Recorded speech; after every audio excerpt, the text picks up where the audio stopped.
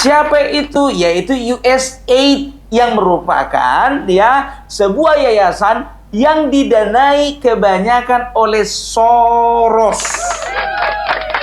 Siapa itu Soros? Orang yang paling bertanggung jawab dengan kehancuran ekonomi tahun 1998.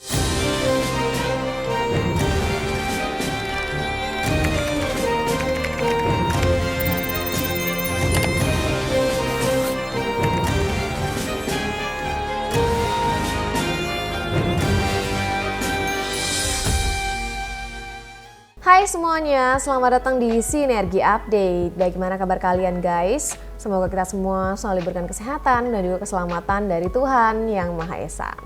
Guys, BEM UGM kembali bikin gaduh nih guys. Kabarnya kali ini mereka melayangkan mosi tidak percaya pada rektor karena dianggap tidak mau ikut menyerang pemerintahan Pak Prabowo Gibran. Anehnya momen ini tuh mengingatkan kita terhadap sosok Mas Gibran. Gilbran, bukan Mas Gibran Gilbran guys, mantan ketua BEM UGM yang dulu rajin melontarkan kritik juga terhadap Pak Jokowi guys. Yang menarik, menurut Opung Parbelak Gilbran sendiri ini pernah mengaku sebagai bahwa sejumlah narasi yang dia gunakan ini mengutip dari majalah Tempe. Kalian bisa tebak sendiri kira-kira majalah Tempe itu majalah apa ya? Dan bahkan istilah kontroversial yang sempat viral itu juga itu disebut berasal dari sana guys. Karena itu publik akhirnya jadi bertanya-tanya ketika pola, isu dan arah serangan terus berulang, apakah ini murni suara mahasiswa atau framing yang sengaja digiring? Jangan sampai kampus yang seharusnya menjadi tempat lahirnya gagasan justru berubah menjadi alat politik. Mahasiswa boleh kritis, tapi kritis juga harus lahir dari data dan pemikiran, bukan sekedar mengikuti narasi yang disodorkan oleh pihak tertentu. Sebab jika mahasiswa hanya menjadi pengeras suara kepentingan oknum saja, maka yang berbicara bukan lagi idealisme kampus, melainkan kepentingan-kepentingan mereka yang bersembunyi di belakang layar guys. Waduh. Nah berikut ini kita akan lihat aja respon pedas dari Opung Parbelak soal gebrakan-gebrakan para ex-ketua BEM UGM dengan segala kekonyolannya guys. Dan kaitannya dengan majalah Tempe. Kita lihat videonya. Ini dia. Siapa itu? Yaitu USAID, yang merupakan sebuah yayasan yang didanai kebanyakan oleh Soros. Siapa itu Soros? Orang yang paling bertanggung jawab dengan kehancuran ekonomi tahun 1998. Jadi hati-hati mereka akan menggunakan media, mereka akan menggunakan politisi, mereka akan menggunakan pebisnis, mereka bahkan menggunakan mahasiswa. Alumni yang tua-tua itu juga digunakan, bisa jadi. Masalah ijazah Jokowi, Bapak Jokowi ini, serius lah Opung, bisa jadi. Mana mungkin mereka ngotot ngambil risiko masuk penjara kalau nggak ada yang bayar, ya kan? Logika dong. Kalian masih ingat nggak dengan seseorang yang bernama Gilbran, mantan ketua BEM Universitas Gadjah Mada yang pernah menjuluki atau pernah menobatkan Bapak Joko Widodo sebagai alumni Universitas Gadjah Mada yang paling memalukan. Aku mau nanya dulu, udah jadi apa dia? Udah jadi orang belum? Hei Gilbran, di mana dirimu berada? Apa dia bilang? Bangsa kita ini adalah bangsa yang besar, tapi sayang dipimpin oleh pemimpin yang otaknya kecil. Kau udah jadi apa kawan? Lebih bagus otaknya kecil, tapi pemikirannya besar, kerjanya besar, daripada otakmu besar, lebih besar daripada kepalamu. Saking nggak muat lagi di kepalamu itu, kepalamu mau pecah gara-gara besarnya otakmu. Tapi sedikit pun karyamu nggak ada untuk bangsa ini. Pung, sabar, itu udah lewat, udah lewat. Udah lewat dia, udah lewat. Udah nggak kelihatan lagi, udah nggak pernah diundang di TV lagi. Masalahnya, ketua BEM UGM yang sekarang pun juga nggak jauh beda sama ini anak. Nggak ngerti aku ngeliat UGM sekarang, Mbak. Kacau, kacau. Ya, ketua BEM yang sekarang, ya, itu dia menyatakan mosi tidak percaya kepada rektor, ya, Ova Amalia. Karena apa? Mosi tidak percaya itu mereka tujukan kepada rektor mereka. Karena rektor mereka, rektor UGM, tidak mau dipaksa mereka untuk memberikan mosi tidak percaya kepada pemerintahan Prabowo Gibran.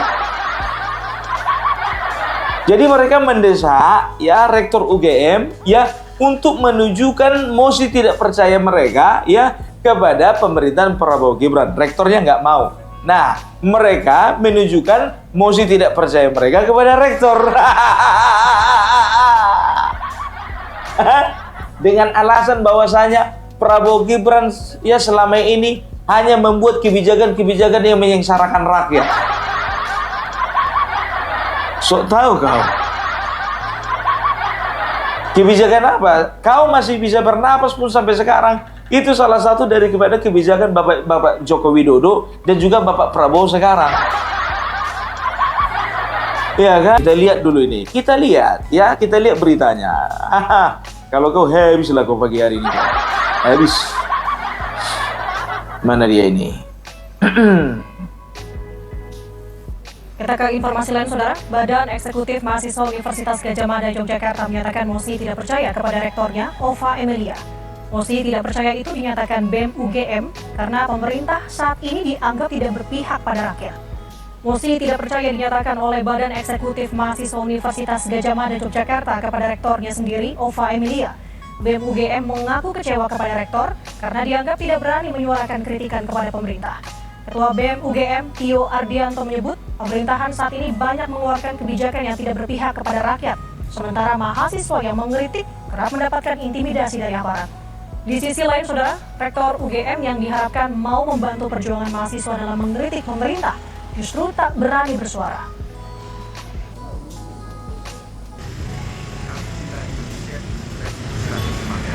Mosi tidak percaya kepada rektor kami layangkan untuk mengembalikan marwah UGM sebagai kampus kerakyatan yang artinya harus berpihak semata-mata pada kepentingan rakyat dan bukan kepentingan penguasa. Dan atas itu, inilah ekspresi kekecewaan kami. Mosi tidak percaya kepada rektor UGM yang tidak akan kami cabut rasa ketidakpercayaan kami sebelum rektor melayangkan mosi tidak percaya kepada rezim Prabowo Gibran atau yang setara dengannya sebagai penegasan keberpihakan dan keinginan UGM untuk menyelamatkan rakyat. Nggak aman nanti jasanya ini, Bang. Nggak aman wisudanya ini. Ibu Rektor, perhatikan ya, namanya Tio. Kalau bisa nanti Bu, yang lain di wisuda 4 tahun ya kan Bu. Kalau bisa ini 8 tahun lagi lah di wisuda. Karena aku tengok isi kepala ini nggak jauh sama yang sebelumnya.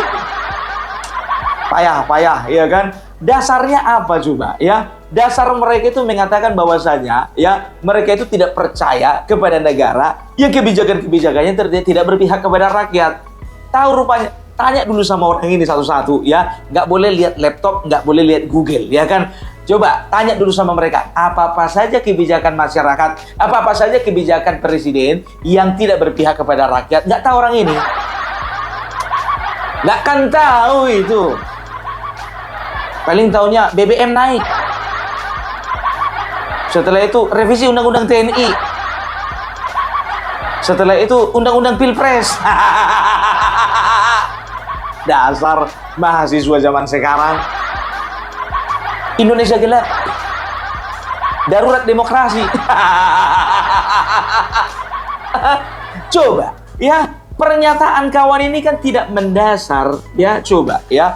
Mereka kemarin itu katanya dari tanggal 21 selama 6 hari, ya, mereka itu sampai membuat sebuah aksi, ya. Mereka menempati gedung yang ada di UGM dan mereka bermalam di sana, ya, sampai mereka itu diterima oleh rektor, ya. Jadi mereka mendesak supaya rektor bersuara, berani bersuara kepada pemerintah, ya, menyatakan bahwasanya dengan ini UGM melayangkan mosi tidak percaya kepada pemerintah. Itu mau mereka. 6 hari mereka nginap, ya kan, di kampus, nggak ada hasil. Ngapain kalian nginap di kampus?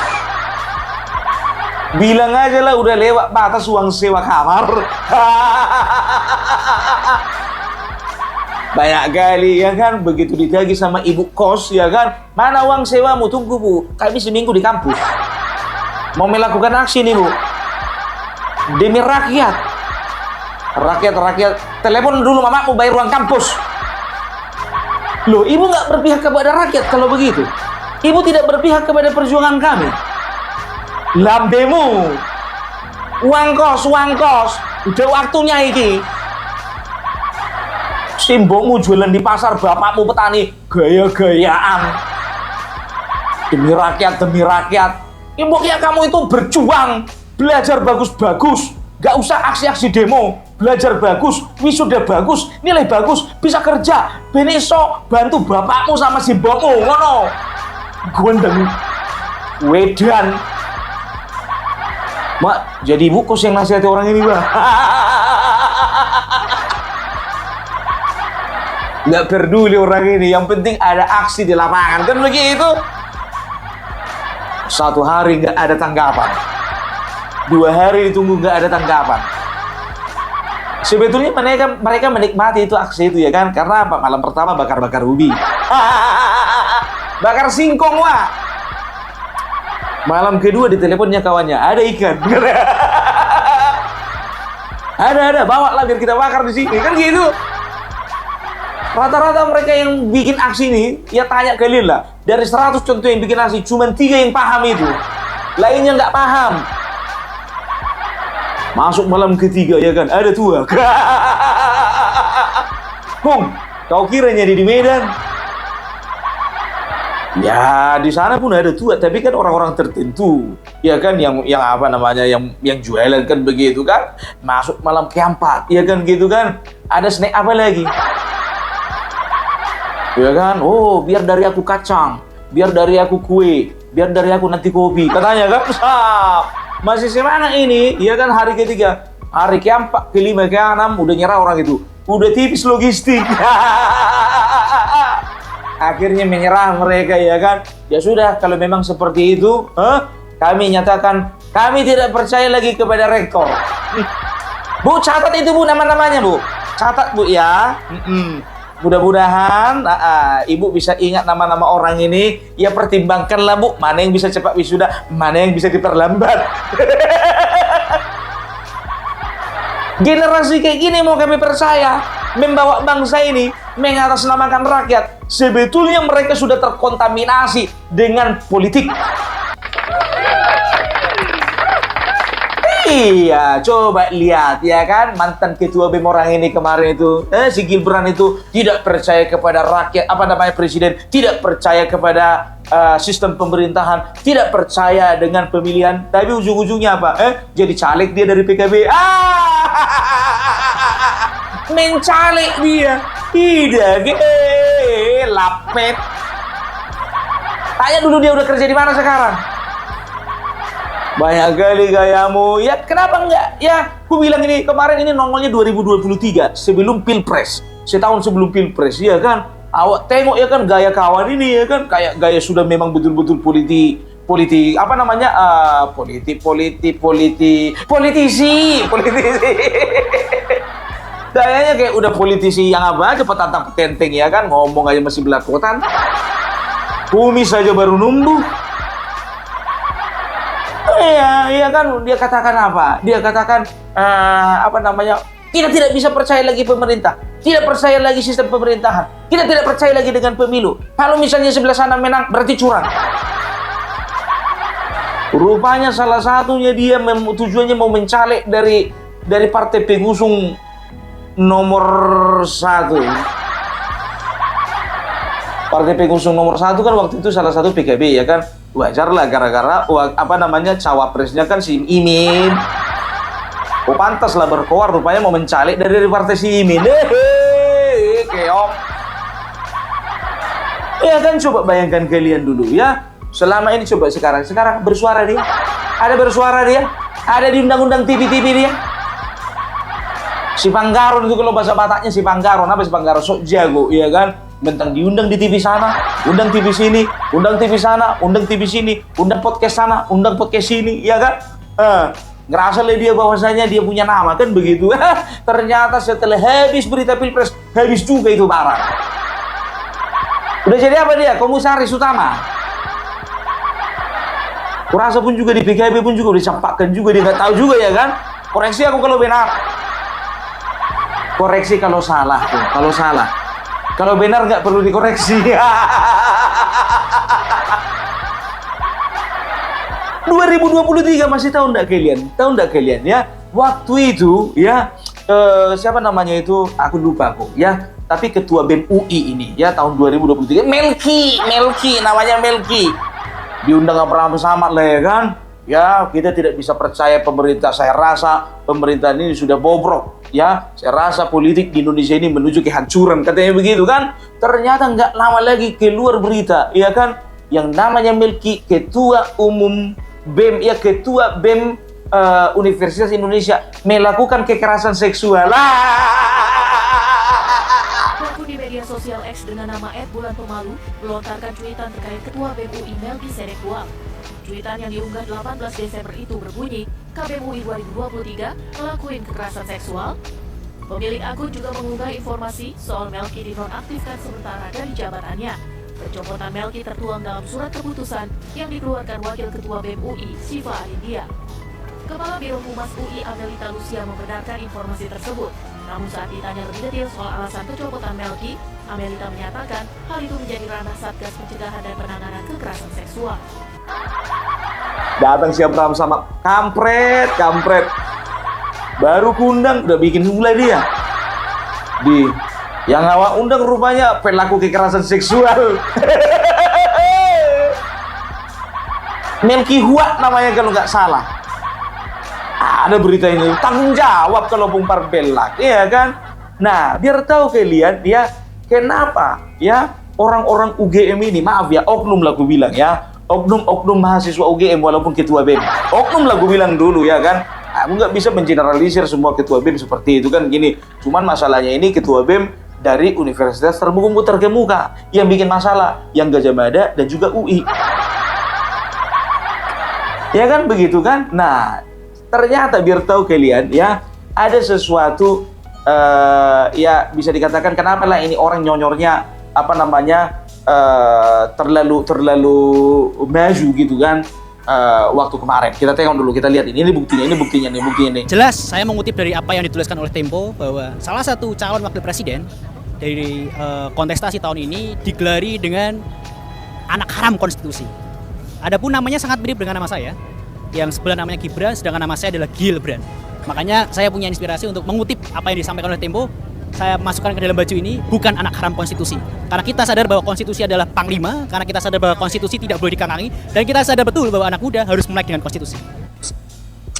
Jadi udah jelaskan siapa di belakang mereka? Majalah Tempe. 2 kali dia mengutip, saya kutip dari majalah Tempe. Seperti yang saya kutip tadi dari Tempe. Udah jelas ya, kita nggak tahu ya. Apakah Tempe juga ambil andil ya untuk masalah mosi tidak percaya yang dilayangkan oleh ketua BEM sekarang, nggak tahu. Makanya nyonyornya ini maju kali waktu Pilpres kemarin. Rupanya Tempe dibalik semuanya itu. Di balik Tempe ada apa? Di balik Tempe ada donatur, ada pendana. Siapa pendananya? Bukan dari negara sendiri, dari pihak asing. Siapa itu? Yaitu USAID yang merupakan ya sebuah yayasan yang didanai kebanyakan oleh Soros. Siapa itu Soros? Orang yang paling bertanggung jawab dengan kehancuran ekonomi tahun 1998. Jadi hati-hati ya, mereka akan menggunakan media, mereka akan menggunakan politisi, mereka akan menggunakan pebisnis, mereka bahkan menggunakan mahasiswa. Alumni yang tua-tua itu juga digunakan, bisa jadi. Masalah ijazah Jokowi, Bapak Jokowi ini, serius lah kopong, bisa jadi. Mana mungkin mereka ngotot ngambil risiko masuk penjara kalau nggak ada yang bayar, ya kan? Logika dong. Oke guys, jadi seperti itu ya penilaian dari Opung Parbelak, dan mungkin saja kita bisa menilai tadi ya, dia juga menyebut nama Soros, George Soros gitu guys. Dan kalau hari ini ada yang paling lantang gitu ya, mengaku mewakili rakyat, tidak ada salahnya kita bertanya gitu ya, kira-kira suara rakyat yang mana yang mereka wakili. Karena mahasiswa sejati kan hadir membawa gagasan dan solusi, bukan sekedar mengulang narasi yang sudah disiapkan oleh pihak lain. Rakyat bisa menilai sendiri guys, mana kritik yang lahir dari idealisme dan mana yang hanya menjadi gema dari kepentingan yang bersembunyi di balik layar. Jangan sampai yang terlihat sebagai gerakan mahasiswa ini justru ternyata hanya perpanjangan tangan dari agenda oknum tertentu guys. Kalau menurut kalian sendiri bagaimana? Silahkan tulis pendapat kalian di kolom komentar. Jangan lupa juga untuk like dan subscribe channel Sinergi Update. Sampai jumpa di video-video update lainnya. Bye!